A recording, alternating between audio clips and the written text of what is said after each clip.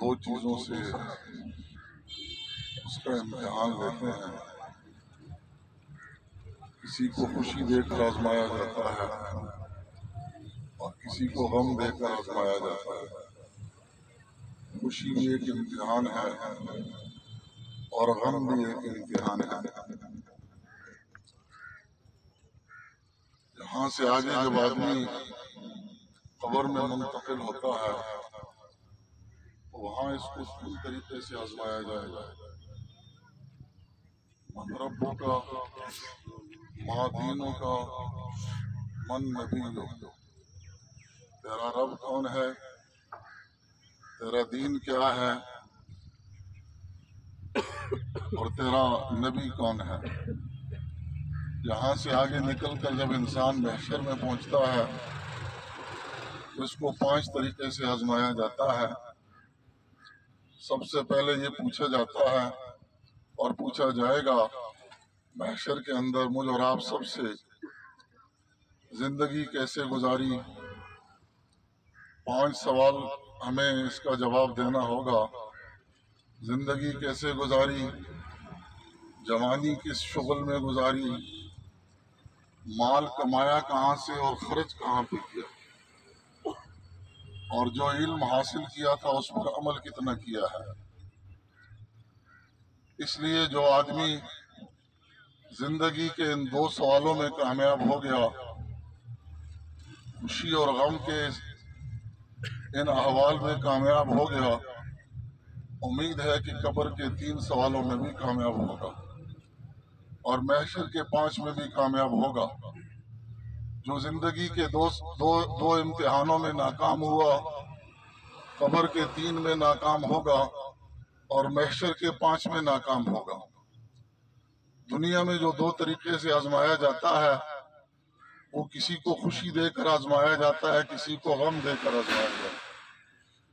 خوشی بھی ایک امتحان ہے، غم بھی ایک امتحان ہے.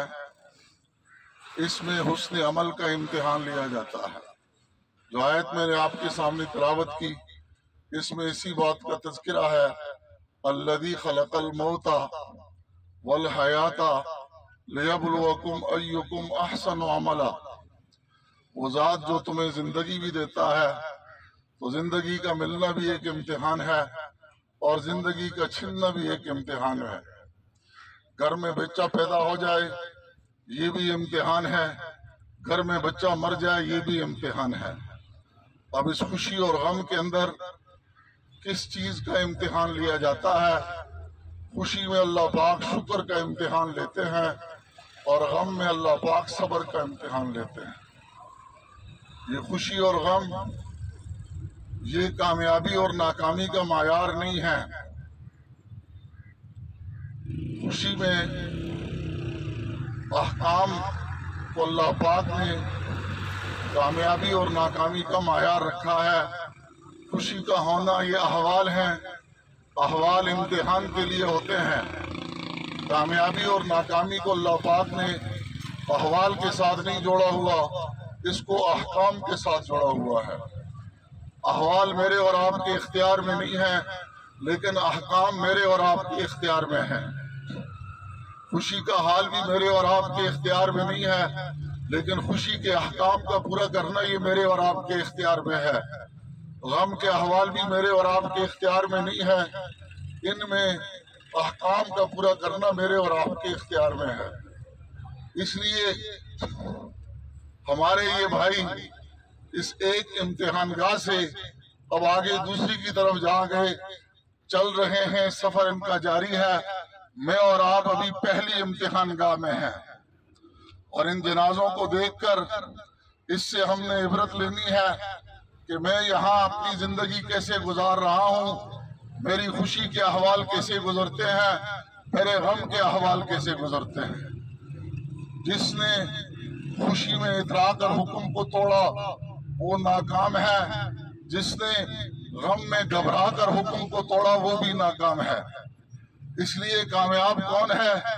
جس نے خوشی میں حکم، خوشی والا شکر کا پورا کیا اور غم میں صبر کے احکام کو پورا کر دیا. یہ دنیا آخرت کی ضد ہے، ایک عالم دنیا ہے، ایک عالم آخرت ہے۔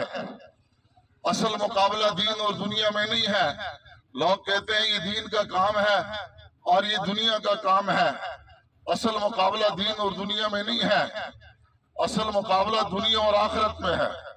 مسلمان جب اپنی دنیا کو خدائی حکم کے مطابق ادا کرتا ہے تو یہ اس کی آخرت بن جاتی ہے، یہ اس کا دین بن جاتا ہے۔ دنیا کے بارے میں مختلف تصورات پائے جاتے ہیں۔ دنیا کے 3 مفہوم ہیں۔ ایک مفہوم دنیا کا ہے جلد ملنے والی، یہ اس کا لغوی مفہوم ہے۔ دنیا کا اصطلاحی مفہوم کیا ہے؟ پیدائش سے لے کر موت تک کے اس زمانے کو عالمی دنیا کہا جاتا ہے۔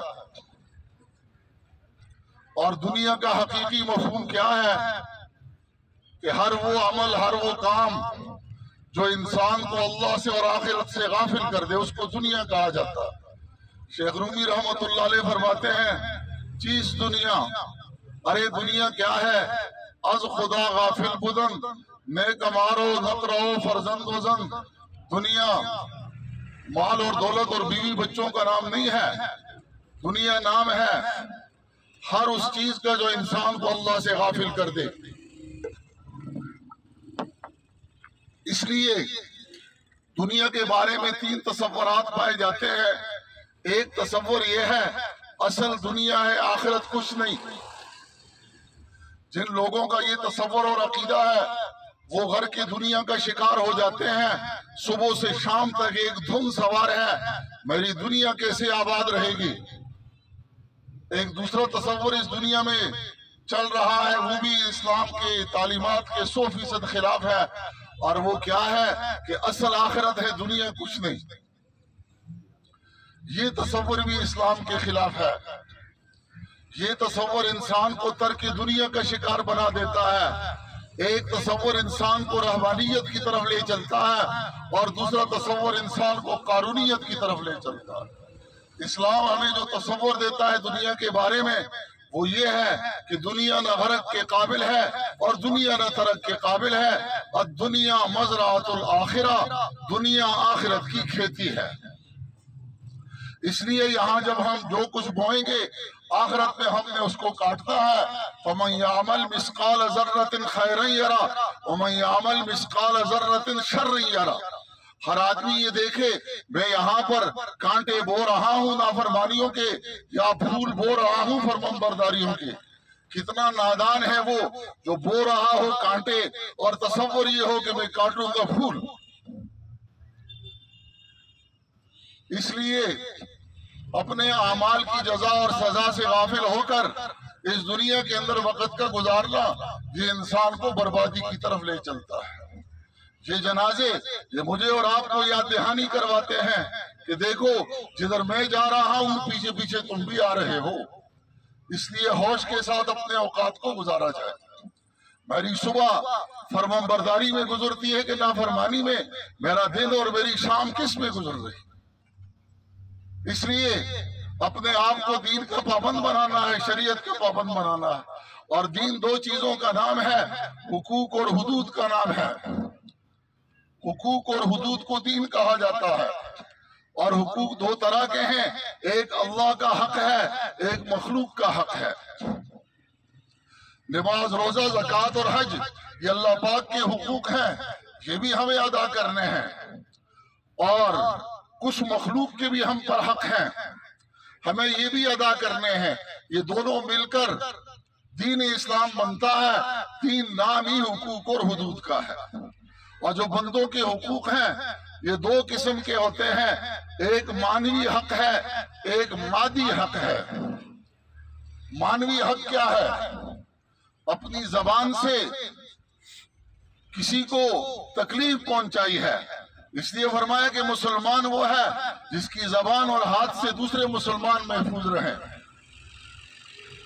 اب کسی مسلمان نے کسی دوسرے مسلمان پر بہتان لگایا ہے اور جھوٹ باندھا ہے، اس کے دل کو زخمی کیا ہے، تو یہ مانوی حق ہے اس کے ذمہ، یہ رائے گاہ نہیں جاتا۔ اس کی جزا اور سزا اس کو بھگتنی پڑے گی۔ یہ نہیں ہو سکتا کہ آپ نے کسی کو زج کیا، کسی پر بہتان لگایا، کسی پر جھوٹ باندھا تو وہ رات کو روتا رہا اور آپ مزے سے سوتے رہے، تو کیا اس کے آنسو رہ گاہ چلے جائیں گے؟ یہ آنسو کہاں جا کر کون سا راستہ اپنا بناتے ہیں، یہ مرنے کے بعد پتہ چلے گا۔ اس لیے موت سے پہلے پہلے اپنے جتنے حقوق ہیں وہ معاف کروا لیے جائیں۔ یہ آپ نے خود معاف کروانے ہیں۔ پتہ نہیں کس کس کے ساتھ کون کون سی کیسی کیسی زبان استعمال فرمائی۔ اب ہمارے یہ بھائی 2 ہفتے پہلے ہم ایک مجلس میں اکٹھے تھے، ایک دعوت تھی، اس میں ہم اکٹھے تھے، اور میں نے اس سے پوچھا آپ نے واپس کب جانا ہے، سعودیہ واپس کب جانا ہے؟ کہہ رہا تھا کہ ابھی 10-12 دن کے بعد میں نے واپس جانا ہے۔ پتہ نہیں تھا کہ واپس میں نے آخرت کی طرف جانا ہے۔ اس لیے کہتے ہیں غافل صبح اٹھ کر یہ کہتا ہے آج میں یہ کروں گا، میں یہ کروں گا، میں یہ کروں گا۔ اللہ والے صبح اٹھ کر یہ کہتے ہیں آج میرا رب میرے ساتھ کیا کرے گا۔ اس لیے 2 قسم کے انتقالات ہوتے ہیں۔ ایک زندگی میں ہم زمین کا انتقال اپنے نام کرتے ہیں، موت پر ہمارا انتقال زمین کے نام ہو جاتا ہے۔ کہتے ہیں اس کا انتقال ہو گیا۔ اس انتقال سے پہلے پہلے ہمیں ہوش میں آنا ہے۔ تو عرض یہ ہے کہ اس وقت ہمارے یہ بھائی یہ مانوی حق نہیں ادا کر سکتے، یہ زبان سے معافی نہیں مانگ سکتے۔ انہوں نے یہاں ایک عمر گزاری ہے، بچپنا گزارا، لڑکپن گزاری، جوانی گزاری ہے۔ انسان ہے، کچھ زبان سے ایسی بات نکل جاتی ہے جس سے اگلے کا دل رنجیدہ خاطر ہو جاتا ہے۔ آج یہ اپنا مانوی حق نہیں لے سکتے، نہیں مانگ سکتے، اب معاف نہیں کروا سکتے۔ لہٰذا میں ان کی طرف سے جتنے لوگ یہاں ہیں یا جو موجود نہیں ہیں ان کو بھی یہ پیغام بھیج دیا جائے جو ان کے رشتہ دار یہاں موجود نہیں ہیں۔ اگر ان کی کسی بات سے کسی کا دل آزردہ خاطر ہوا ہو تو اللہ کی رضا کے لیے انہیں معاف کر دیں تاکہ ان کی منزل ان کے لیے آسان ہو جائے۔ دوسرے مادی حقوق ہوتے ہیں، لین دین ہوتا ہے، کچھ انہوں نے دینا ہوتا ہے، کچھ لینا ہوتا ہے۔ چاہیے یہ کہ ہر آدمی جس کا مخلوق کے ساتھ لین دین ہے وہ وصیت لکھ کر اپنے سرہانے کے نیچے رکھ دیا کرے، لیکن ہم چونکہ موت سے غافل ہوتے ہیں ہم یہ وصیتیں نہیں لکھتے۔ فرمایا جس کا کسی کے پاس کے ساتھ حق ہے اسے چاہیے کہ اپنی وصیت لکھ کر سرہانے کے نیچے رکھ دے کہ فلاں کا حق میرے ذمہ ہے، اور اگر نہیں لکھا اور یہ مر گیا یہ جاہلیت کی بہت بڑا ہے۔ اس لیے جس کا کوئی لین دین ہے تو ابھی ان کے ورثاء نے بھی مجھے یہی بات کہی، ان کے بھائی بھی موجود ہیں، ان کے بچے بھی موجود ہیں، سارے ماشاءاللہ متمول ہیں، وہ ان سے تقاضا کر سکتے ہیں تاکہ ان کا کسی نے دینا ہے یا ان کو کسی نے دینا ہے یہ معاملہ دونوں طرفین کا صاف ہو جائے اور ان کی اگلی منزلیں آسان ہو جائے۔ اللہ تعالیٰ شانہ مجھے اور آپ کو بھی اس وقت کے آنے سے پہلے پہلے ہوش نصیب فرمائے اور اس زندگی کو اللہ کے حکموں کے مطابق گزارنے کی توفیق نصیب فرمائے۔